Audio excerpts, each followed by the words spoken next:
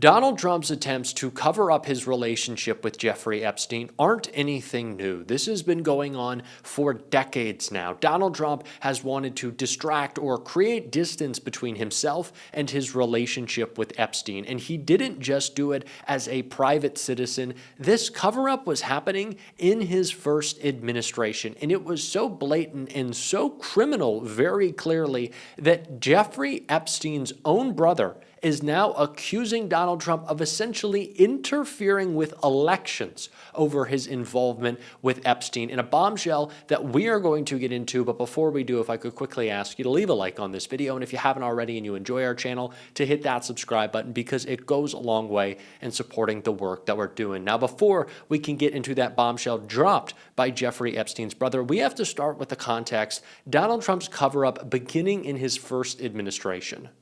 As we watch the Jeffrey Epstein scandal rock the second Trump administration, it's worth remembering this is not something new. This scandal was rocking his first administration, too. It's a saga that everyone has basically forgotten.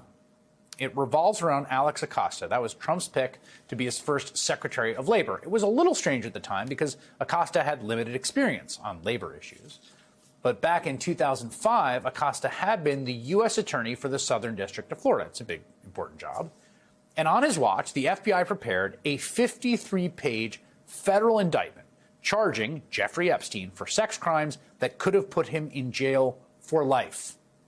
It alleged that Epstein lured a steady stream of underage girls to his Palm Beach mansion to engage in nude massages, masturbation, oral sex, and intercourse. The girls, mostly from disadvantaged, troubled families, were recruited from middle and high schools around Palm Beach County. Middle and high schools, and they were offered money to bring new girls to Epstein. 6 of those women spoke exclusively to NBC News in 2019 about the abuse they endured. I think the nature of this kind of abuse means that you're conditioned to be silent, to be isolated, secretive, and shameful. I feel like, it was a big game for him. And we were the pieces of his game. And you're like, I'm just not going to say anything because that's what he told me to do. The women all have familiar stories of grooming, promises, and then sexual assault. I can relate to pretty much every person sitting here next to me. That indictment that was prepared by the FBI never saw the light of day. Because in 2008, Alex Acosta made a non-prosecution agreement with Epstein, negotiated in secret with Epstein's lawyers, who include Alan Dershowitz, who would go on to be a lawyer for Donald Trump. And under its terms, the feds would just not bring charges against Epstein. They would shut down their grand jury investigation. They would seal the indictment. Epstein would be prosecuted by local authorities for 2 minor charges. Epstein got a 13-month sentence, but he was allowed to leave jail for up to 12 hours a day, 6 days a week. Epstein's victims were left unaware the sweetheart deal had even been cut, a fact Acosta was forced to account for as Trump's labor secretary. And at the end of and regret making this deal in secret? And at the end of the day, do you regret making this deal in Congresswoman, secret? if I could finish, if at the end of the day, Mr. Epstein went to jail, Epstein was incarcerated, he registered as a sex offender, the world was put on notice that he was a sex offender, and the victims received restitution. We know that the story of this Epstein saga is a broken system that rewards the rich and well-connected.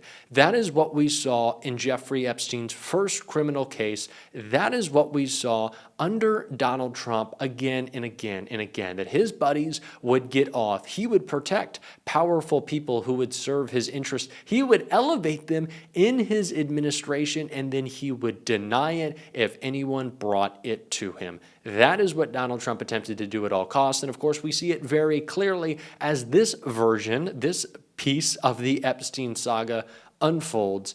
But clearly there was something more happening in Donald Trump's first administration that he was covering up because he knew what the effect would be. And Jeffrey Epstein's brother did as well. And that's why we saw this come out today.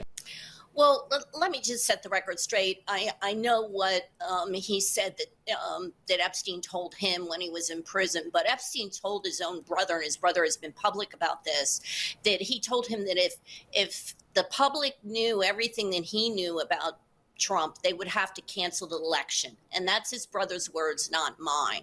So there is something there. I'm not saying it means that the president did anything illegal or he was involved with Epstein's operation at all. But, the story that he told his brother is different from the story that he told that lawyer, number one. The other point I wanted to make is, he also said there's no list. I agree that there probably isn't a list, but my understanding is that Epstein kept files, and he did keep files on people. I don't know whether the Justice Department got their hands on those files, but Epstein had some kind of records. It might not have been, and I don't believe it was, in a formal list that everybody wants to refer to. So I just think that Epstein told different people different things, and it's hard to know really, what's true and what's not true. They would have to cancel the election if they knew what Donald Trump did with Jeffrey Epstein. Now, that to me does not just say what Donald Trump did with Jeffrey Epstein in the 80s, in the 90s, in the early 2000s.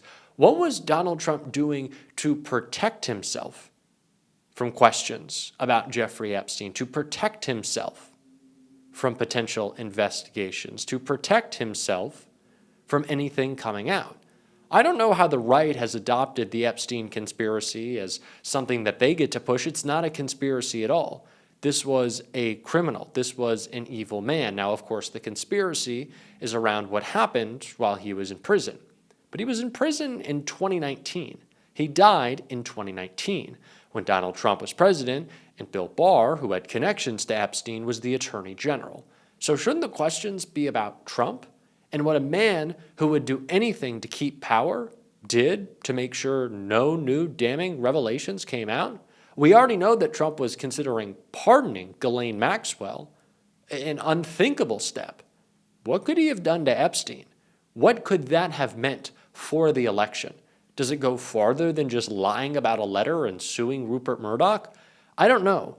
But at this point, what could be possible considering all that we've seen? Donald Trump is very willing to use the Department of Justice and the extension of himself that is Pam Bondi to protect his interests. What would Bill Barr have been willing to do? I know not go as far as help Trump steal an election, but he did have his own personal interest as it related to Epstein. And we see, again, these personal interests for Trump with Epstein playing out in his abuse of power at the DOJ. And Chris Hayes reported on all of that right here. Good evening from New York. I'm Chris Hayes. Donald Trump is doing his best to fight his way out of the Jeffrey Epstein mess he has created for himself. Tonight, filing a lawsuit against the Wall Street Journal and News Corp and Rupert Murdoch himself for their report of his alleged birthday letter to Epstein. This while his Department of Justice scrambles to kinda appear to release some of the Epstein files in an effort, obviously, to placate his agitated MAGA base. We're going to get to the lawsuit in a minute. But first, the Department of Justice filed a motion to unseal grand jury information from both the case of late child sex trafficker Jeffrey Epstein and his associate, currently in federal prison, Ghislaine Maxwell. On its face, it appears to be a good thing because people want transparency. They want the files released. But there's a huge caveat here. Not only is the department going to redact identifying information about the victims, which they very well should, they are also going to redact identifying information about anyone else whose name might come up in the documents in question. Quote, the department will work with the United States Attorney's Office for the Southern District of New York to make appropriate redactions of victim-related information and other personal identifying information prior to releasing the transcripts. Obviously, all victim-related information absolutely must be redacted. But also, why redact the other personal identifying information? I mean, if you are trying to look like you're transparent, avoid looking like you're covering something up, that seems like probably not the best way to go about it. But that is not the only big revelation we got today. The top Democrat on the Senate Judiciary Committee, which of course oversees the FBI and the Department of Justice, now says that the Bureau agents were instructed to flag to DOJ about any Epstein records that mention Donald Trump. Get this is a new letter out today to Attorney General Pam Bondi from ranking member Dick Durbin, who writes this, quote, according to information my office received, you pressured the FBI to put approximately 1,000 personnel in its information management division on 24-hour shifts to review approximately 100,000 Epstein-related records, adding, quote, my office was told these personnel were instructed to flag any records in which President Trump was mentioned. What? And all this comes just a day after that shocking story in the Wall Street Journal about what the paper described as a, quote, bawdy birthday letter bearing Trump's signature written to Epstein back in 2003 before his first arrest. Quoting from the Journal's description, the letter bearing Trump's name, which was reviewed by the Journal, is bawdy, like others in the album. It contains several lines of typewritten text framed by the outline of a naked woman, which appears to be hand-drawn with a heavy marker. A pair of small arcs denotes the woman's breasts, and the future president's signature is a squiggly Donald below her waist, mimicking pubic hair. The Journal says that inside the outline of the naked woman was an imaginary typewritten conversation between Trump and Epstein, the third person, which included this line, Donald, enigmas never age. Have you noticed that? And ended with Trump, a pal is a wonderful thing. Happy birthday, and may every day be another wonderful secret. What's more, the document in question was at one point in possession of the DOJ, or at the very least, it was something reviewed by Department of Justice investigators in their prosecutions of Epstein and or his accomplice, Ghislaine Maxwell. To be clear, Trump denies having anything to do with the letter. He is suing the Wall Street Journal over this reporting after having threatened to do so. Quoting from the paper, in an interview with the Journal on Tuesday evening, Trump denied writing the letter or drawing the picture. This is not me. This is a fake thing. It's a fake Wall Street Journal story, he said. I never wrote a picture in my life. I don't draw pictures of women, he said. It's not my language. It's not my words. Of course, Donald Trump has written many pictures in his life, like the ones you are seeing on your screen right now. In fact, people have been surfacing these pictures all day. It seems to be kind of like a thing he's into, actually. They were flagging files, notably a leather-bound book containing letters to Epstein. Now we know one of those letters was a birthday card from Donald Trump. So if Donald Trump was willing to hide this all during this presidency, when he was getting more blowback for hiding it, when there's more attention on it, when there was less attention, what was he willing to do? That would lead us to want to cancel an election. Those are important words, and we're going to continue to cover it all. And if you want to support that, as always, you can hit that subscribe button, leave a like on this video, and if you stuck around to the end, drop a blue heart in the comments. And until next time, I'll see you soon.